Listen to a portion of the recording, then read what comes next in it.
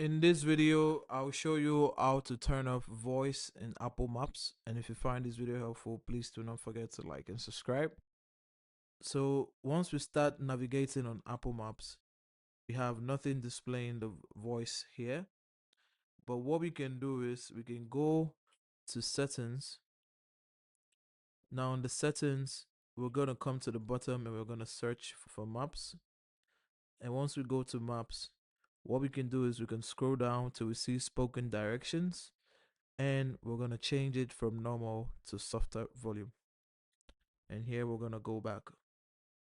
And now anytime we start a trip, we're going to hear softer voice directing us. To totally turn it off, with the new updates in 2025, they've disabled that.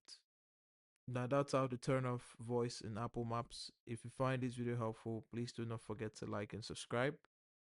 To the next one.